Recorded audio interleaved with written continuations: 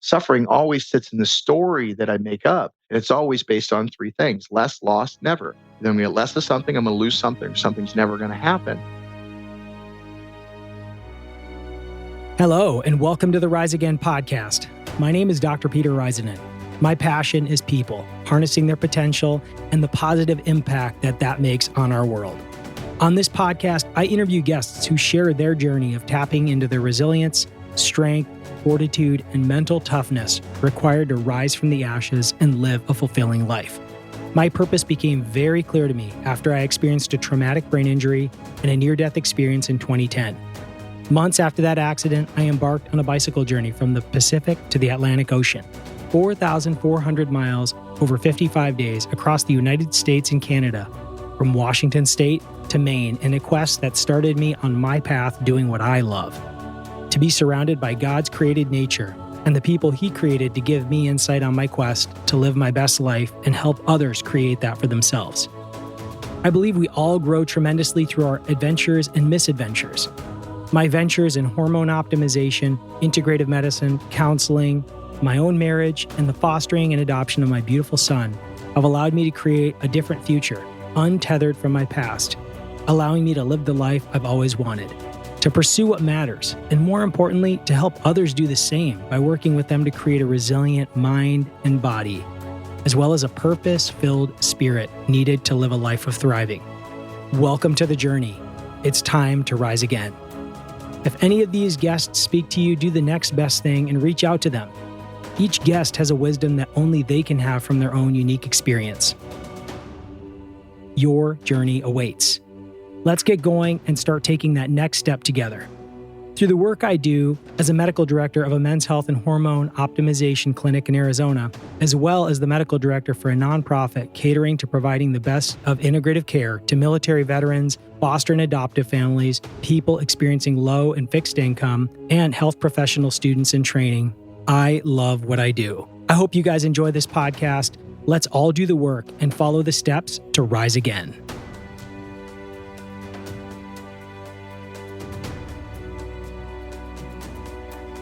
Welcome back, everybody, to another phenomenal week here on the Rise Again podcast. Really excited to sit down with Stephen Twohig and talk about shadow work, psychedelic integration. Oh, dude, it's just great. We talk about mindfulness, shadow work, psychedelic integration, business strategy, mental health.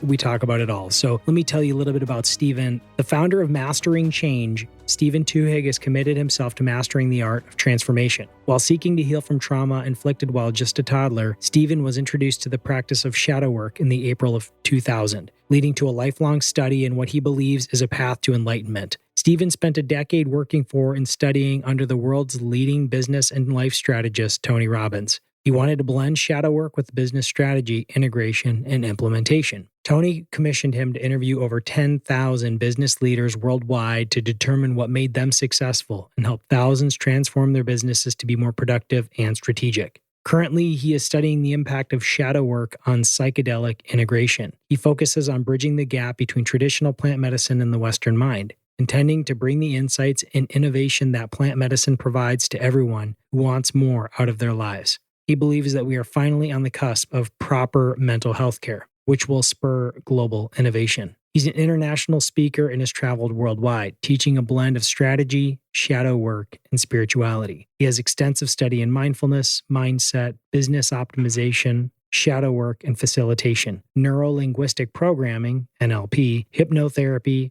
group dynamics, peak performance, leadership dynamics, and unconscious communication. Through his work, he has formulated a specific framework for understanding the human experience and is currently training other guides to spread the practice. Really, this is just a great, fun podcast we have together. We really kind of get into his background, what he's up to. We talk about psychedelics a little bit. We talk about, what causes a lot of the problems that we see out there. Things like even homelessness. Stephen's website is masteringchange.com, and it's a cool website to go to. You can kind of check out more of what he's up to.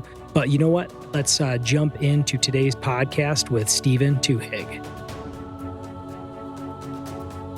I received your information from Dan, and I was super excited about that because like, this guy is right in line with what I love to do. I was like, Steven it's what I'm interested in. And like I said, there's so much I don't know and don't have information on. Tony became a phenomena at one point. NLP became a phenomena. Everyone watched the documentary on Netflix, was like, what in the heck? Transformation can happen like that. But a little bit of my background is in natural medicine. So I love plants. I use herbs, different things like that. Recently been exposed to more of the psychedelic work. Excited about that. You have so many neat pieces that I feel like have come together. When I got that email introduction from Dan, I was like, Steven is going to be the man of the day, and I'm super excited for it. So why don't you give us a little bit of an introduction about who you are and how you got to being here? There's nothing tragically hip about me. I spent the last 22 years traveling around the world working with geniuses, like literal Tony Robbins, 10 years, now Mother Aya for 3, like Chet Holmes, Jay McNaughton, Jason Sisler. I've worked with some of the greatest minds, and then a bunch of names that you don't know that are geniuses in shadow work. I mean, I've just been blessed. And I can remember going into these trainings and like Tony, like, man, I wish I could command a crowd like that. You know, the way he just stands up and he takes ownership. Like I wish, and there was these people would just drip poetry through their lips. One of my mentors is a keeper of the Zulu secrets. You can see him on the documentary, The Work. Go to Amazon Prime and you go to The Work and then type San Quentin because it's work that was done in prison. You can see the kind of work I do. But he does this thing where he goes, Zimbabwe, and everybody goes, shoot. The whole room goes, shoot. And when they do that, the whole room just starts to vibrate. Like it's almost like an altered state you go into. And I always used to see these people and think, man, I wish I could do that. I wish I could remember poems like that. Like, no, my superpower, there's nothing tragically hip about me. There is absolutely nothing. The two distinguishing factors that make me anything remotely, quote unquote, special is when I was 3 years old, I was physically tortured by my stepmom. She locked me in a basement. She pulled all my hair out. She beat me. She starved me. And she would let me out during the day and say, or my dad would come home and say, if you say anything, I'll kill you and your sister both, because somebody I look like my mom. But anyways, this went on for an extended period of time. It's pre-verbal. This shadow plugged in at such a deep core level that I spent the rest of my life trying to break out of that basement that I didn't even know that I was in, because I had no language to describe it. And the mind pushes everything to mechanical. So now I had this belief, this feeling like I'm being trapped, but I don't know what it is and I don't know where it come from. So I spent most of my life doing that. That's one thing. And the second thing is I just kept walking. I refused to stop. I just kept chasing this thing called shadow. You know, we're 22 years in now, and I'm still practicing this thing that has grabbed me by my mind and has drugged me. I've been chasing this thing. Those are the only two things that really make me. I'm not a guru. I'm not a therapist.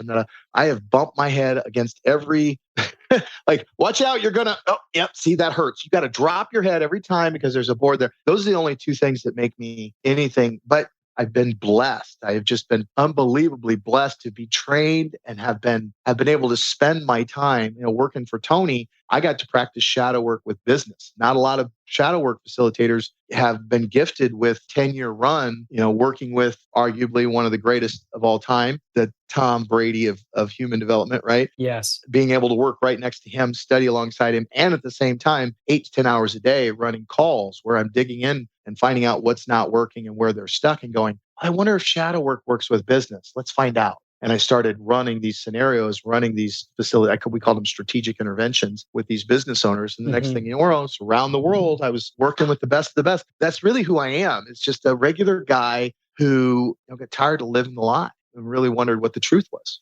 It's a beautiful introduction because I think, like you said, you have, you talk about yourself as a regular guy and having worked with exceptional individuals. But I think, and what you've really uncovered is you have exceptional skills to be able to dive into an area that almost no one really goes into. I don't hear people, we talk about shadow work. I've heard it spoken about a few times. I don't really know much about it. I know that, there's a saying I've heard, and I think Jordan Peterson talks about it, like you don't know your power until you know your darkness. I start to hear these correlations with shadow and this and that and your dark side. And where is this? And so why don't you describe for us and for me, what is this shadow integration of which you speak? But even to talk about the shadow altogether, like where do we begin with this? So first off, what is shadow? My original, when I was first introduced to this, April 2000, it's actually April 14th. I remember the day. Like I remember that because I remember distinctly going, that's what I'm doing. Like, that's who I am. That's what I want to, like, whatever the hell that was. Because I saw somebody stand somebody up and within like 30 minutes, their life was altered. Like, there was no way that you're going to go back to believe in whatever bullshit you were believing. Like, there's absolutely no way that they could go back. And I knew that. So I started walking in that direction. The first definition of shadow that I was taught was shadow is the part of yourself that you hide, repress, and deny. And what that means is we are programmed to avoid death. Like, we're programmed to survive. 3.5 million years, the mind, this version of the mind, has been active. We've only been society for, 7,000. We're new at this whole society thing. Most of our programming is based on survival. It basically caveman type programming we're dealing with here, all survival based. If you think about it, for millions and millions of years, we were food. Like on a good day, maybe you had a couple of extra berries to share with family, but on a very clear bad day, game over. Thanks for playing. Like, that's how we survive, right on the edge of survival. And so the mind then started to be programmed. I like to say that the mind is designed for meaning, but is hijacked for survival. Mm-hmm. Right. And so 3.5 million years, the mind came online and said meaning and eat, like life after life after life. Then I have a kid and then all my DNA goes in, which is DNA is hard coded meaning. That's really all it is. And then just if you think the mind that is Peter, version Peter, you are floating down the river called Peter in the boat called now. And you're just floating down that river. That river's been floating. That river's been, and the mind's been learning. If you think about the programming that's up in here, first off, the only place that the story that you hold in your head of what reality is, who Peter is, who's right, who's wrong, who's good, who's bad, the only place that story exists, first off, is between your ears. That's right. Like, first off, I think that's amazing. So let's stop for a second. You mean every story inside every head is made up and is unique to that? Yes, that's exactly right. This is why shadow work is a subjective experience, not an objective. I can't teach you shadow work. I've tried that. Some things can't be learned. They must be earned. You got to earn this. You got to, oh, that's what that means? Yes. Yep, that's what that means. Okay. So you have to earn that piece. You have to own your shadow kind of thing. So the 3.5 million years, that the software that is you has been upgrading. And right now it's upgrading now. It's like meaning, well, what does this mean? What is this thing that Stephen is telling me? Like, as you're listening to this podcast, you're making meaning now. Like, in your mind right now, just go, hello. Yeah, he or she's in there, right? He or she said something. Like, it's something happened in there. Well, that chatter, that what I call your plot or your narrative, it sits at the second influence point and it flows in narrative form. If you listen to it, it's telling you a story, what this means, what that means. So what the mind does is I make meaning and then I stand on top of that meaning and I make another meaning. So of 3.5 million years, most of our focus has been staying alive, and the mind is always pushed to the mechanical. I like to say we talk about how you have 3% of your mind is conscious and 97% of it is unconscious. I don't believe that's true. I believe we have 3% that is conscious, and then we have this shell, I call it the subconscious, which is all the presuppositions. I'm going to fail at this. Why are you going to fail at this? Well, because my name's Stephen and I'm a failure and I always fail. That's a presupposition. And then below that is lines and lines and lines of, in the computer word, we called it code. Let's call it algorithms, call it programming of not unconscious, but deep conscious. When you look at it that way, it's like zip file on top of zip file. So we have something happen to me. And then I go into my background, I go into my mind and I go, okay, what does this mean? And I go, oh, this is what that means. And then I take that meaning and I shoot it into my nervous system. And now I'm reacting out of that. Yes. And the reason why is because the mind is built for meaning. It's hijacked for survival. And so the third primary objective that comes online is to be efficient. For the mind to think, it takes over 20% of your caloric intake for the brain to function. Over 20%, which is way more than any other organ in your body. It is the most energy intensive organ that your body has. So to compensate for that, it's created what's called the default mode network. If you've ever been driving home from the office, all of a sudden you just show up in your driveway. Like, how did I get there? It's happened many times. Yep. Exactly. What that is that's a zip file on how to get home, how to hit the brake, how to watch for cars. There's two types of thought. You have a new thought, and then you have thoughts you've already thunk. Thoughts you have already thunk are cheaper than new thoughts that you have to think, because you have to make a new groove in the mind. So the mind wants to go to sleep and wants you to just be on default mode because it's easier for you to just go away and go into those defaults. The problem is that most of those defaults in our day and age are built on suffering. And we know that most of them are built on survival. And so we have a mind now that's built around survival that wants to do more than survive. but doesn't know how to break free of survival. It's kind of like if you're in a boat and you're floating in that boat, you don't have any navigation equipment, you're not going to get too far away from the shore, are you? That's exactly right. Yeah. That's what this is. And so many times what we see is, matter of fact, I just ran an integration call today where, people are, it's like, so what, like what's going on? We do a mental cleanse. You go to 30-day mental cleanse on your phone. You download, there's an app for that, right? Mm-hmm. You download the app, they download, and then we do a weekly for those people that want to do mastermind groups. We do a mastermind group. So I'm in this mastermind group and I'm like, okay, so what are you hearing? Well, I find myself bullying on myself. Like again, right now, if you go hello in your mind, there's a voice. That voice is always there, isn't it? But like a refrigerator that hums in the kitchen, if your refrigerator is humming in the kitchen and you're in that room for too long, what happens? You don't hear it. You don't hear it. Same things happen in your mind. And so this mental cleanse process, we start to get down under, I didn't even know I was saying that to myself. Mm-hmm. So I was like, well, what are you doing? Well, I'm bullying myself. Isn't that it? The first mantra is, isn't that interesting? Isn't that interesting? So you bully yourself into submission. Yes. I said, and it's like, well, I don't want to do that anymore. I'm telling myself I'm not good enough. And then how does that, I don't like the way it feels. And then I get in and then I start to get in. I go, but let's look at where you're succeeding. And what we find out is that it's not just about the stuff you hide, repress, and deny. What we find out is you bully yourself and sometimes it works. And because it worked over here, a half truth is more dangerous than a full on lie. Because if it worked over here, the mind goes, it worked. Shit, use it everywhere. And then it duplicates that algorithm in every place that even looks remotely close.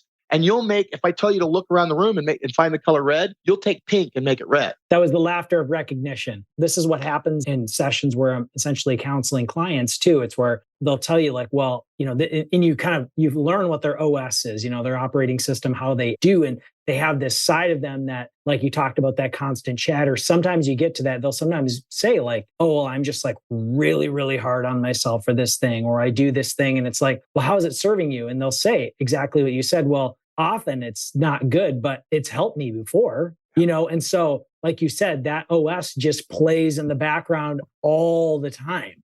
Because the mind craves systems.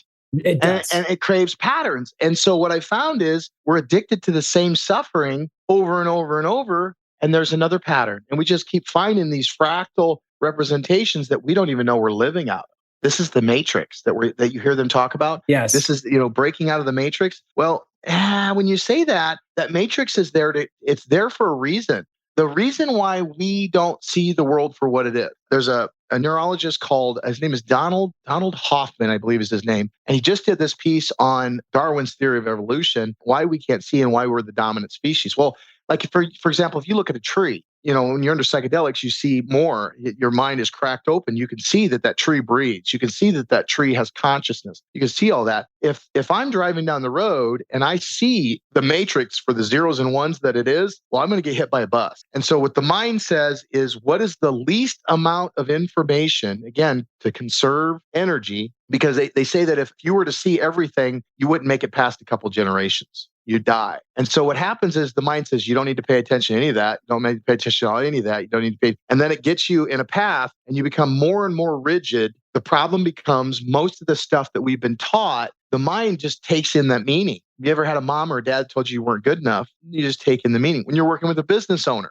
business owners, by very nature, to be successful in business, you have to be able to utilize your resources more effectively than the competition and see what they don't, and then react in a way that's effective before your competition does. Mm-hmm. That means you need to see the lay of the land better than through these automated systems that we look at it. We got to see the world. That's what they mean by seeing the world with children's eye. Yes. We have to see anew. And shadow work is the process of cracking those codes open and getting underneath the stories that you're telling yourself so you can see how the mind operates. And when you know how the mind operates, now you can start to tune it up.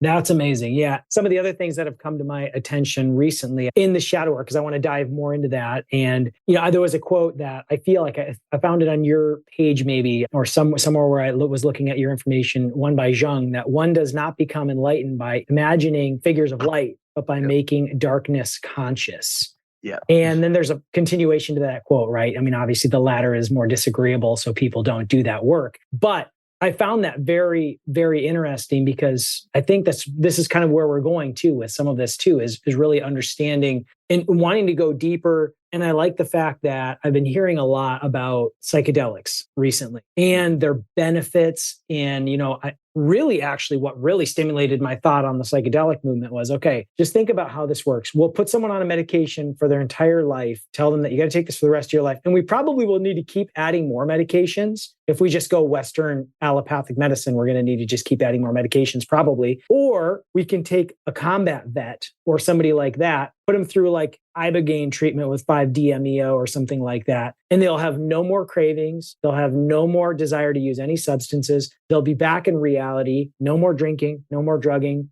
off of all their psychiatric medications. Yet somehow psychedelics are like maligned as like, as like Schedule 1 substances and illegal and this and that. And I'm like, wait a second, what about all this other stuff people are on? So this kind of opened my whole world up to the psychedelics, for example. Well, then I hear like, wait a second, if psychedelics allow for transformation, and then I saw all the work that you're doing in this transformation space with the shadow, how do you integrate psychedelics into this shadow space, into working with the shadow stuff? So I'd like you to just kind of delve into a little bit more the work with the shadow and what that allows people to do. And then where do psychedelics come into this? And so here's the thing. First off, I only work with plant medicine. I don't work with the other. There's a lot of very powerful psychedelics. They're going to MDMA, LSD that aren't. But I work with plant medicine specifically because of the consciousness that usually exists there. You can't OD on ayahuasca. You can't OD on psilocybin mushrooms. If you eat too many psilocybin mushrooms, you're going to puke them up.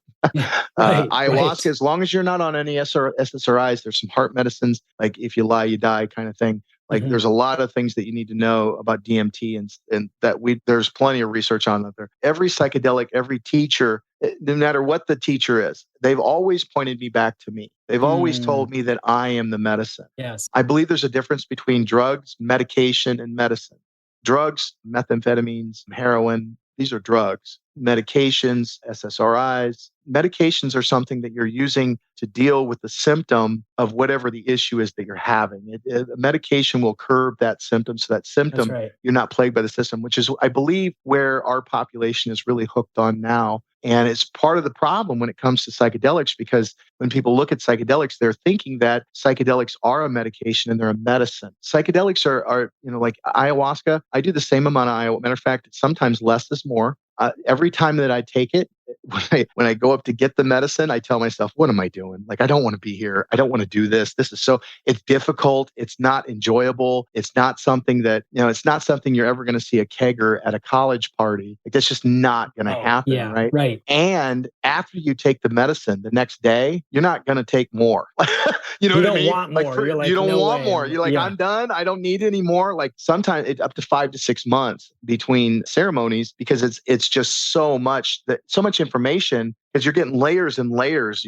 It's all the mind and you can't hide from yourself. And so psychedelics and shadow work, I can't remember her name. I want to say Shogun, but that ain't right. She was the mother of modern day psychedelic integration coach. She's married to the guy who invented 2CB. Somebody on this listening to this knows exactly what her name is, and it eludes me right now because I'm on with you. But she said that psychedelics without shadow work is a waste of time.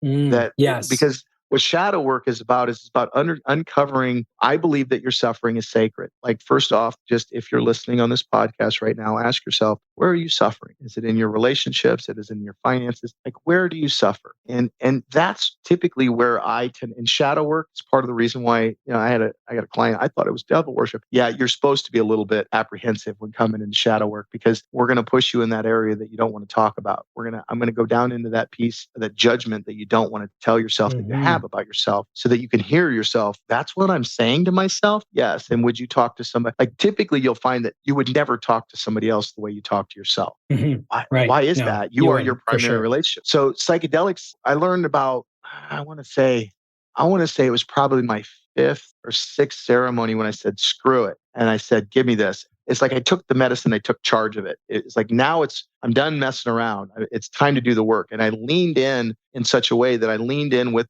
what I know from doing 2 decades of shadow work. And all of a sudden the medicine came alive. It was like it had been waiting for me to have this conversation. And as soon as that happened, now I've got a toolbox that I can go in. Every Saturday I go in and I have a conversation with people that are going through an ayahuasca weekend. they drink Friday night, they drink Saturday morning, and then they engage with me. And I'm like, okay, what have you seen so far? What's going on? And helping them orient to their new awareness of what's going on in their reality, and then prepping them for their final integration, their final ceremony Saturday night. And so I always tell them, you're under the medicine, and two icons pop up. One is, light and fluffy bunny. The other one is creepy Uncle Eddie, right? Sorry for any Eddies on this.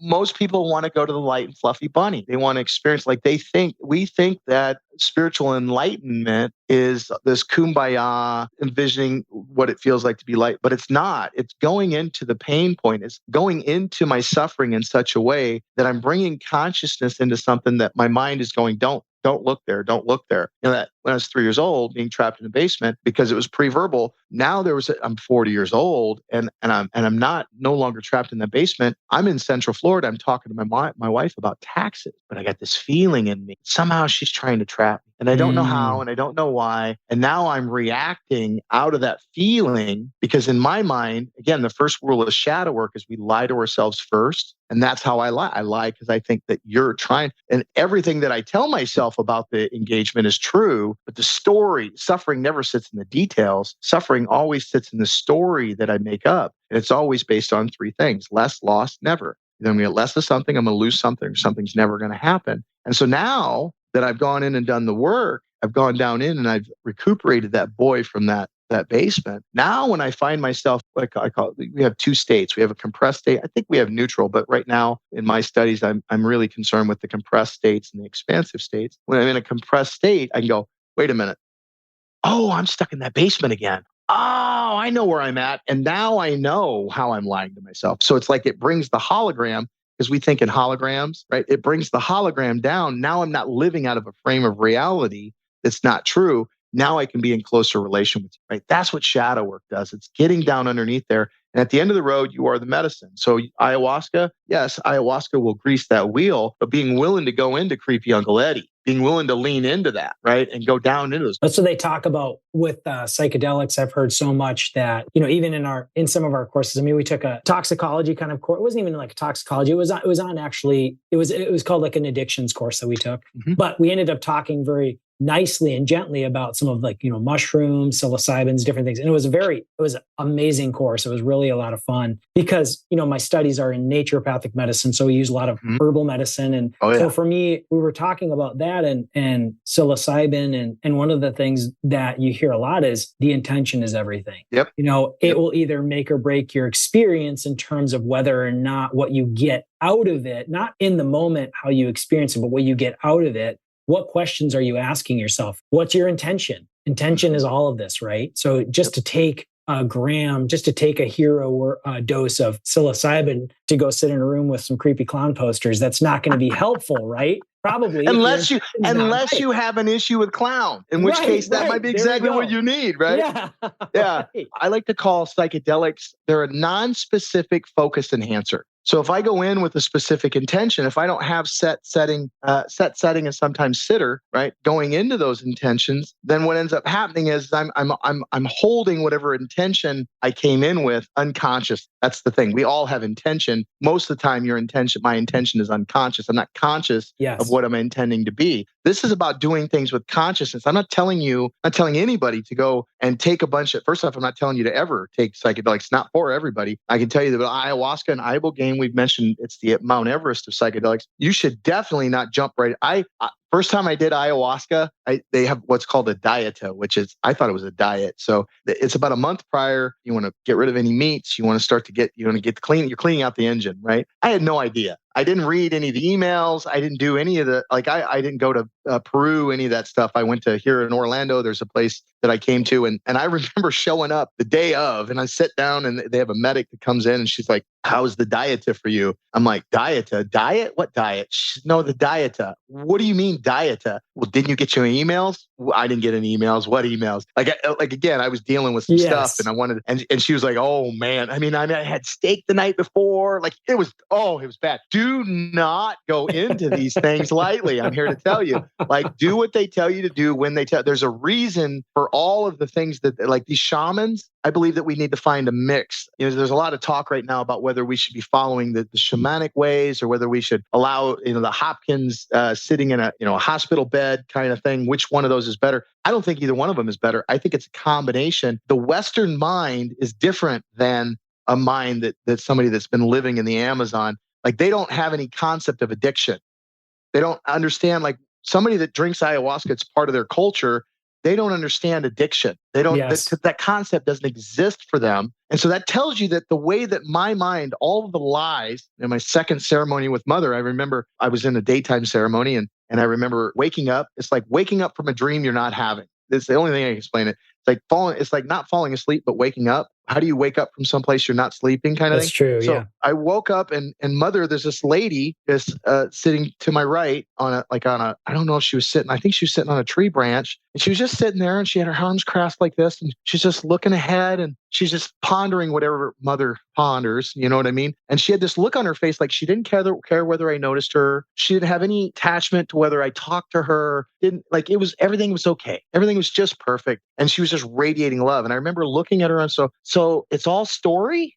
Yep. It's all story, all the way down to the very gaze of God. It's all a lie. It's all a lie down to the very gaze of God. The problem is the Western mind, the lies that we've got layered are different. And so having that combination, the shaman, the hundreds of thousands of years that they've been practicing their medicine, we need to combine that with modern medicine so that we can find what is the blend of the two. So I came here. I didn't go to Peru. I think we have people that when I work, I want to work with some. I want a nurse right here. I want a medic right here, and I want a shaman right there. I want both. For me, that's the ultimate. Now I know I'm covering both ends of the spectrum, and so that's how we tend to work. And the integration that happens both on the front, during, and after. I go in every Saturday and I run shadow integration, where we're letting them know, oh, this is what's going on.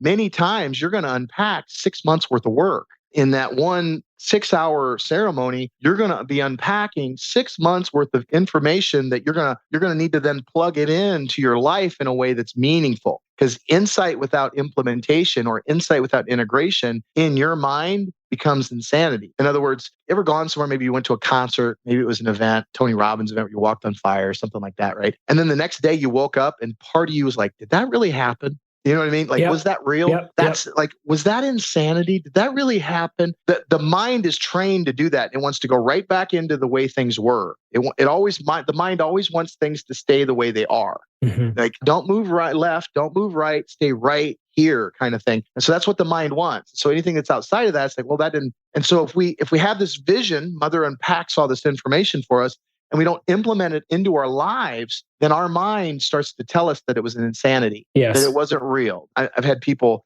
Mother told me I'm going to leave my wife and I'm going to, like, your mother told you that? Well, hold on a minute. Like, oh, what did she show you? Well, she showed me that my marriage falling apart. She showed me, she wasn't telling you to leave. She was telling you that if you don't fix your shit, this is where it's going to end up. Right. That's why it can be helpful to have an integration coach, but then to move towards something that makes that not a reality. That's integration, right? It's like being able to implement that stuff. I call it in theater. Vision doesn't do anything if I don't implement, if I don't make some change out of it. If something in me doesn't wake up, if I don't become more mature, more conscious, more enlightened, then what was the point? The beauty I see in all this is, turning ignorance into insight. I mean, this is kind of where everything is going, is like, so you've got everything going in the background. Why don't you kind of give us an idea of the type of people, the things that they're dealing with, who are the people that you're working with in this setting, and what does this even look like as far as the work process? Because there's probably kind of a process that you have in this work with people to be able to get these insights.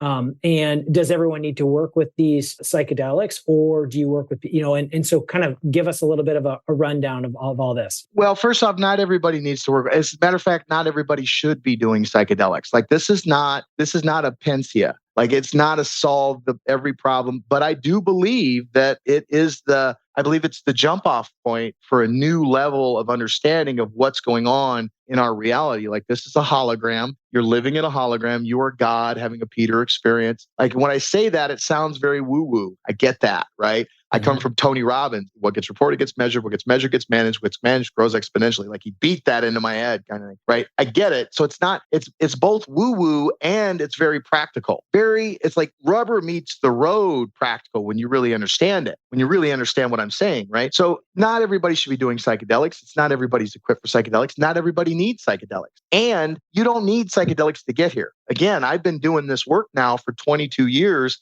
I've only been working with psychedelics for 3. Mother A has got a lot to teach me, and she's definitely taught me some stuff that I could never learn without her. But you don't need psychedelics to get there. We have a thing called shadow ceremony that we run. We're running it nationwide now, where we bring you in and we're going to, and we start at Friday at 3 and we start what I call a slow descent. It's what I call a slow burn. And we're going to start over the course of 3 days. We're going to start to bring you down deeper and deeper. And what we're doing is we're going into the cave to get to your shadow so we can go through the shadow to get to what I call your well, which is the sacredness of you. It's God. It's where God's coming through you. Right? And we use no psychedelic. And on Sunday, I go, well, how many of you have tried ayahuasca psychedelics? Right now we're averaging, because of the way the work is and because of what we need and who needs the help, we're getting about 75% of the room is currently psychedelic, have tried psychedelics. So raise your hand. Cool. We'll get about 70%. I'll go, how many of you feel like you got the same place? And now what I'm getting is, no, this was better. And the reason why is because you don't have,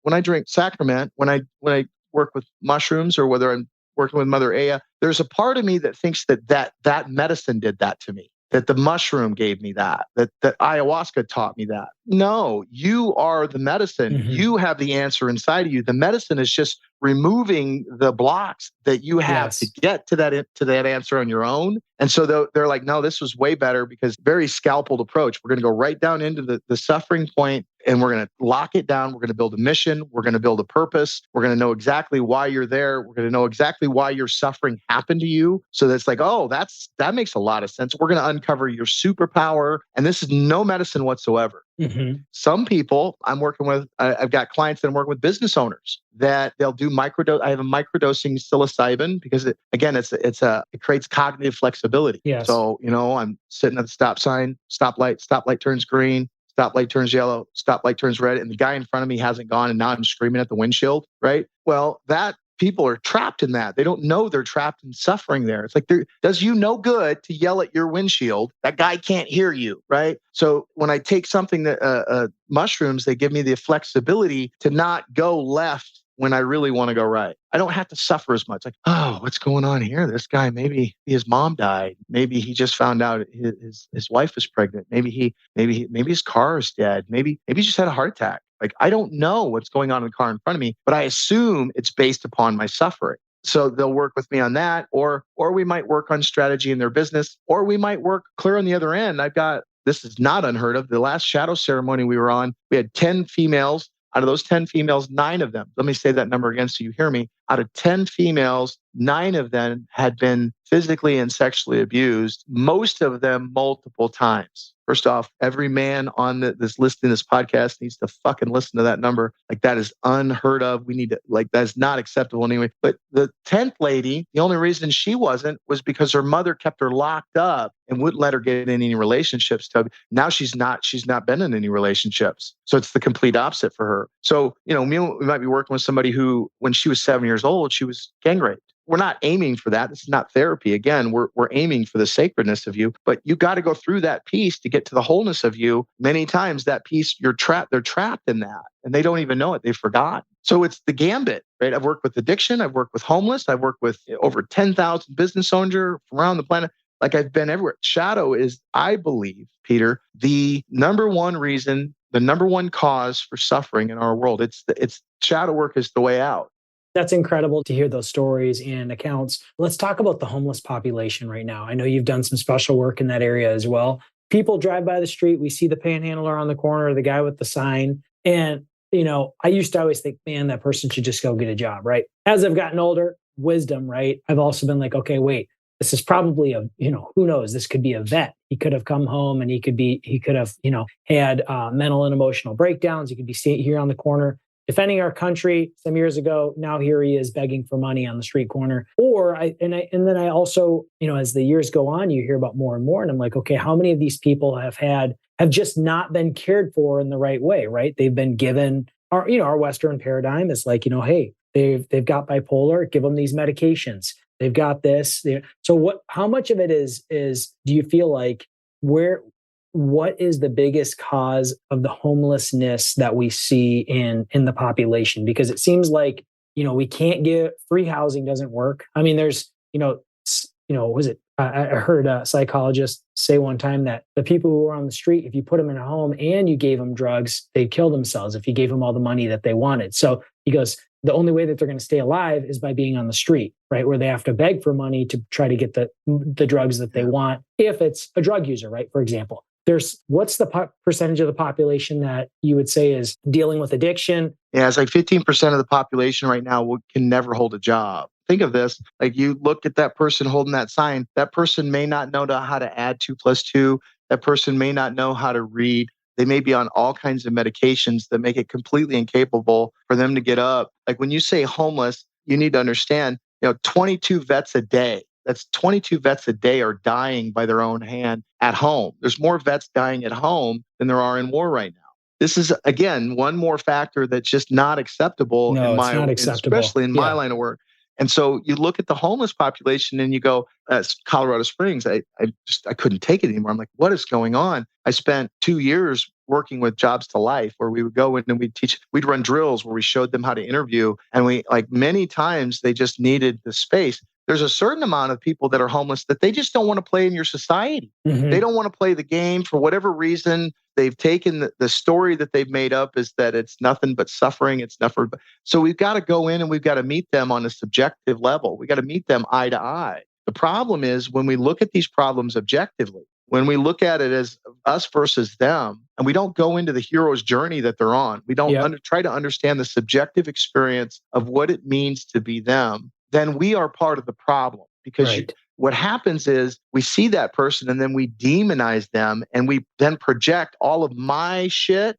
I project onto that, all of my stuff, all of my insecurities, self-worth issues. I project that onto them. And that's not typically what they want nor need. Mm-hmm. What they want and they need is somebody to understand them, meet them where they're at, see them as the human that they are and say, okay, you see that right there? Yep. Put your foot right there. Okay. You got it? Okay, good. Keep moving forward. Take another, like Mother told me, the only way out is through. Mm-hmm. We can't have an objective conversation about this. They say that every religion dies with the founder because finding God is a subjective experience. Mm-hmm. It's not an objective experience. This conversation we're having at the core of it is a subjective conversation. It's like, well, let's talk about John. Let's go in and see where John's at. And then we start to see these similarities. We start to see that they're all human. We start to see that they all want to succeed in their own way. The problem becomes if the pain of staying the same, that we change in 2 reasons. Either the pain of staying the same is greater than the pain of change. That's how most people change. The other one is when the solution becomes greater than the problem could ever be. Those are the only 2 reasons that people change. And people, as long as I know, first off, that I don't have to do anything, then I have to find a reason for me to step up. The Republicans will say, yes, that's exactly right. They got to want it. They got to, let's don't give a handout. No, that's not the answer either. Mm-hmm. Like, I'm not having a Republican I'm not going to have one of them stupid political nightmares. Everybody's trapped in this. Your tribe is trying to eat me bull crap. Like, no, we need to get into the subjective experience and say, what does it take for that person? Now that person, and treat them like humans. And when we treat them like humans, like our own father or mother or brother and sister, and see them as such, that's when the situation's going to change. What that answer will be, I don't know. We're just not quite there yet as a society. We're still survival based. And as long as we're survival based, we're going to continue to think that somebody else is going to be trying to take my food, because that's the only, at the root of it, the algorithms that design the mind, there's no way that it couldn't be, you're going to try to eat my food if I give it to you. So once we break out of that and start to see these, we'll start to see the real solutions to this homeless problem we're having. Yeah, there was that cool sign that I saw. One of my good friends is an executive director of a healing and rehabilitation program. And on his sign, there's a picture of a guy sitting there on a street, against a brick wall on a street corner with a sign that says, keep your coins, I want change. Exactly. And I was like, dang. I was like, I mean, the profoundness that lies in that right there. I was like, wow. There's a guy that I don't know the name of the group, because this was a couple of years ago, but he was working with veterans, homeless veterans.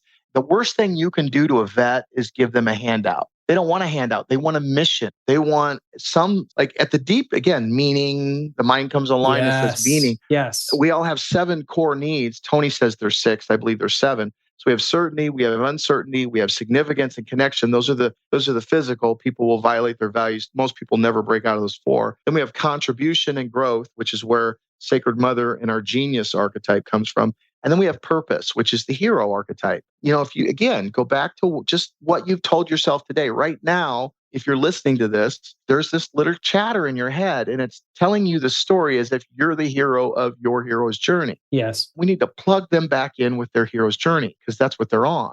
We plug these people back in with the hero's journey and gave them a real purpose. And we're going to watch the lights come on. Like, we're going to watch people plug in, and solutions are going to come out of thin air. They are their medicine, right? They have the solution inside of them. That's interesting. When you let's talk about that word purpose for a minute. People struggle with that. People say, man, I just don't know what my purpose is. You know what I mean? And I've heard so many different things. I've heard people laugh about it and say, well, it's a porpoise. It's a porpoise. Like, the joke is like, who cares what your purpose is? Just move forward and it will appear. Or, talk about purpose, briefly from your perspective. And does each person, where do they come in contact with what their purpose is? Purpose, I think, is this interesting 2 fish swimming along a river. One fish turns to the other fish and says, hey, how's the water for you today? And the other fish looks back and says, well, what the fuck is water, right? I think that's what purpose is. Like, if I told you today that I was going to plant an acorn and I come back 5 years from now, what's it going to be? It's going to be a tree. If I come back 5 years from that, guess what it's going to be again? It's going to be a tree. I'm Stevening right now. You are Petering right now. If I come back here from 5 years from now and I say, hey, Peter, how's it going?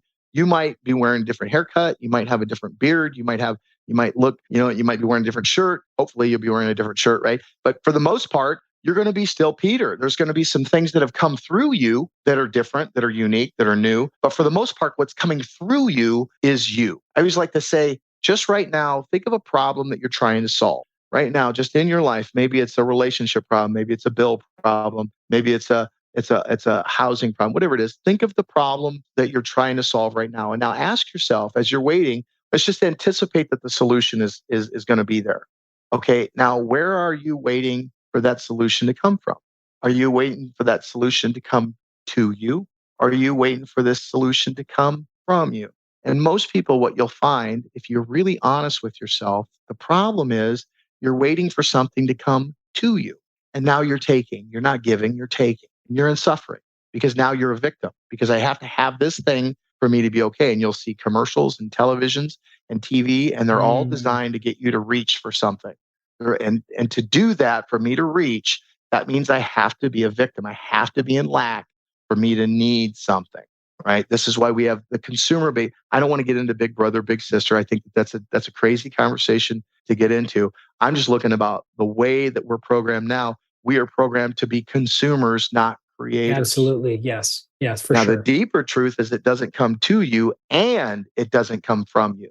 Any idea that you've ever seen out here existed in my mind, in mind first. More things can go wrong in your head than could ever go wrong out here. So what that tells us is the space in the mind is bigger than out here. Out here is concrete. This is thought. This is consciousness that's already been folded down, that's been thought about so much that it was created in the material world. So we know that things come through us, not to us. So that's the first piece. My mission is to create a world where everybody reaches their true potential by making the impossible possible. It's actually in flux. I'm going to be changing that ever so slightly. But for the past 22 years, I've had a ritual. My purpose is to create a world where everybody reaches their true potential by making the impossible possible. My purpose is to channel light, love, and grace. Now, there's a difference between the two. My mission is the difference that I want to make in the world. I see a hole in this reality that I am going to fill, and I'm going to fill it this way. This is the hole that I see. This is how I'm going to fill it. That's a mission. What happens when that's done, though? Then what? Or let's just say I'm not working with the homeless. I'm not working with business owners. I'm not working with addicts. I'm not working with people working with plant medicine. I'm at home with my daughters. How do I work with them? Well, my purpose is to channel light, love, and grace. My purpose is something that no matter where I'm at, I can be at 7-Eleven stocking shelves. And there's nothing at all wrong with working at 7-Eleven. Not even in the slightest. You get to interact with people on a really big, I can live my purpose no matter what I'm doing. I can channel light, love, and grace no matter what I'm doing. So purpose is something that you just do. I like to say how you know how you run into your purpose is where does time disappear for you? Time disappears for me when I'm facilitating shadow work, when I'm on the carpet, when I'm standing in a crowd and somebody stands up and they're in suffering, and all of a sudden time just disappears. And what I mean by that is those things that you do in your life where it seems like you've been doing it forever, but it just got done kind of thing. That's time disappearing. I'm beyond time and space. I believe that purpose should be natural, just like a tree that grows into a tree. When I'm on purpose, I don't have to think about it. That's why it's hard to find. It's elusive because it's not suffering. And remember, the mind is focused on suffering. And so what will happen is like, well, that was too easy. That can't be it. It goes right past the easy stuff, which is really your purpose. If you think about it, if it's my purpose, that means I'm built for it. Well, if I'm built for it, it should be easy. It should seem like it was just effortless. And so for me, it's when I'm channeling that light, love, and grace, when at any given moment I can go on and I can come from that spot, and it allows me to know. And so I've got a ritual. I get up every morning. I say what's called the 7-step prayer for those friends of Bill. I say the 7-step prayer. I take this necklace. I call it my Heine. It's my 0 point. And I state my mission. I state my purpose. And I put this necklace around my neck. And then I could be standing here with you. And all of a sudden this lady stands up and says, when I was 7 years old, I was gang raped in a bar. Holy shit. Like, oh man, like can't even imagine. Remember who you are. Remember what you're here to do. And it allows, I call it your axis mundi, the center of your universe. It centers me. It gets my center so that I'm coming from here. Most people live their lives as if they're a skier in a boat, and they forget that they're also driving the boat as well as being. It allows me to integrate those two so that now I go, okay, all right, let me ask you a question. And now I can re-engage from that purpose-based state. And then at the end of the day, I take this necklace off and I go, okay, what did I do today to move that dial? I've been doing that for 22 years. And so, what is your purpose? Like the question, Peter, is where do you flow? Where do you lose track of time? For me, people are my purpose. So they're my passion for sure. I mean, it's interesting. I think I've always known it. Always loved working with people. When I was young, even my first jobs, I always remember my favorite thing was always just having a good visit or a conversation with someone where I either walked away. I usually in those deep kind of conversations where the other person would walk away with something and I would walk away with something. And it was almost like it wasn't the goal, but it always happened. And I was just like, man, I just enjoy that. Let's really digest that. Let's go in. And when was the last time we filled that bowl up? So for example, I'll give you a little deeper bite. So have you ever seen how people talk about other people? Gossip. You know why we gossip? What happens is when you and I are talking, Mark Gaffney, it's called The Erotic and the Holy, excellent audio. If you haven't checked it out, make sure you check that out. But in that, he talks about the 4 faces of the erotic. Sex models the erotic. It doesn't exhaust it. We're not talking about sex here. Let's separate that aside. When we talk about other people, when we gossip, what we're doing is notice what we're doing is the two of you are connecting and we're throwing somebody outside of that connection. So what we're doing is we're building this feeling of intimacy between you and I by throwing somebody else outside of the circle, and we're inside. We know something that they don't. They're bad. We're good. It creates this unconscious feeling of intimacy. What you were telling me when I was listening to you talk was your purpose is to create intimacy. I would call that a sacred space. Yes, it is for sure. Yeah. And notice how here we are in a podcast. We have this feeling as though something sacred is going on between you and I. Doesn't this seem like you're on purpose right now? So one of your purposes would be to create sacred space. Create sacred space. And that's, there was a podcast I did with a friend. And one of the things she said, she's a licensed professional counselor. And she said to create sacred space in another human connection was like one of her passions in life too. And it's no wonder that we're such close friends, to this day, like we share that special desire. But yeah, it's translated. It's interesting. Once I tapped into that and realized that my passion shifted for me to put myself in alignment with being able to do that more frequently, right? In my practice, I do just as much counseling as I do anything else. And counseling meaning just have really deep connected conversations where, and I don't need to answer. I don't need to problem solve. I need to just let them see things in maybe a different way so they can take a different action, right? That, the podcast, and initially before that was, I thought I was going to go into surgery and go take the allopathic medical route. And I had a traumatic brain injury, and it was like the biggest game changer in my life. And in that recovery, decided to bike across the United States. That biking there was like the best healing journey I could have ever had. It was definitely a part of that hero's journey, right? This whole process. Coming back from that, realizing, okay, I have a different, had that aha moment. I need to go this certain route. And it was very quick. It was like I had that. I was like, I need to do that. Finish that up. You just kind of keep moving along. And every life is like that. It is. Every life is like that. We are like, first off, I think this is mind boggling. Every chance I get to say how mind boggling this is, I want to say this. If you think of all the way back 3.5 million years ago, somebody got up and told a story in front of a bunch of people, and they all went into what we call narrative transportation. Yes. Go to watch a movie, get sucked into the movie.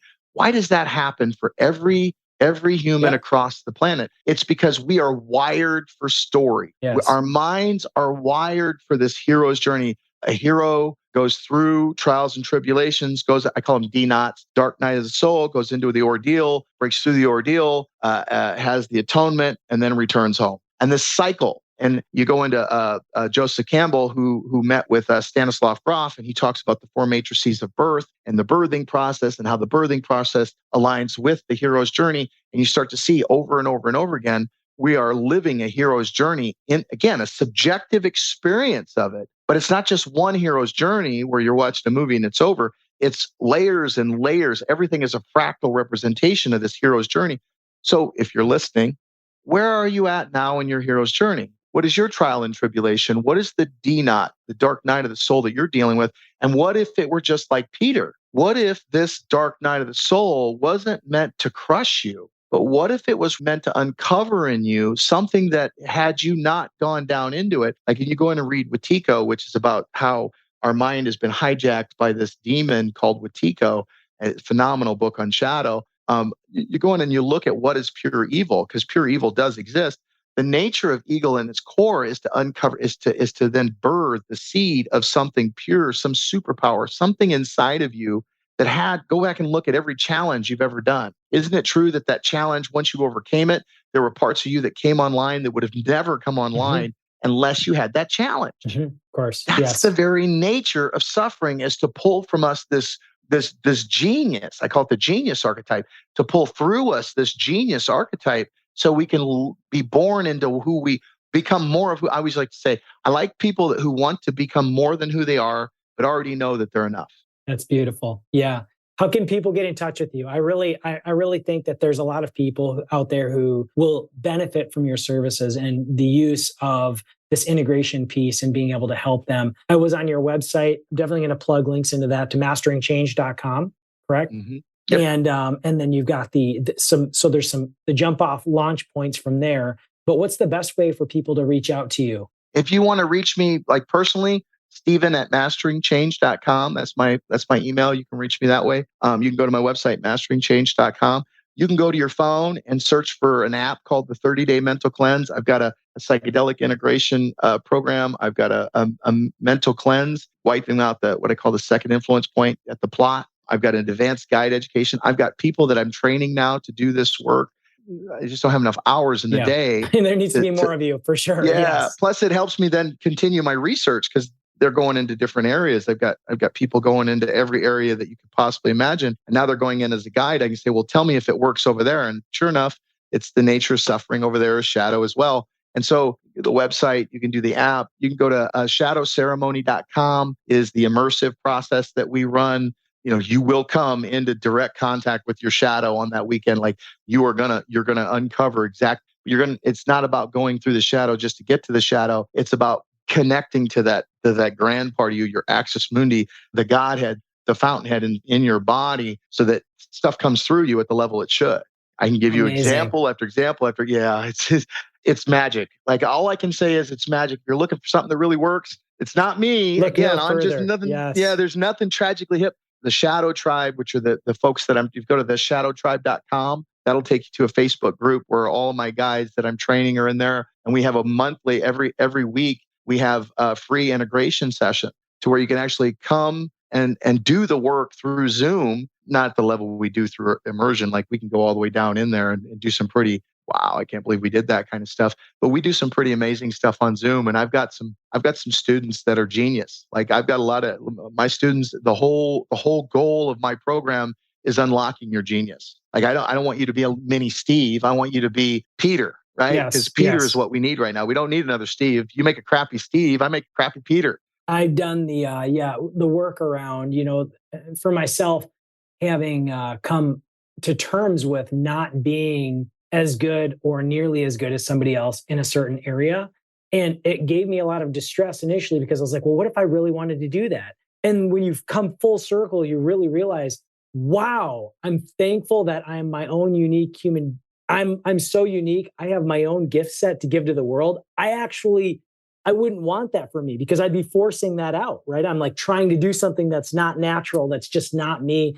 And then, I remember watching even the Tony videos, watching that transformation, right? And it's like with people, and you've seen that. You, Stephen, have your own beautiful gifts to give to the world. And I am like super, super honored that we could even have this conversation to talk about shadow integration and the work that you're doing, because certainly it would be something that I would be just stoked to jump on that journey even with you and to take life to the next level on that for sure.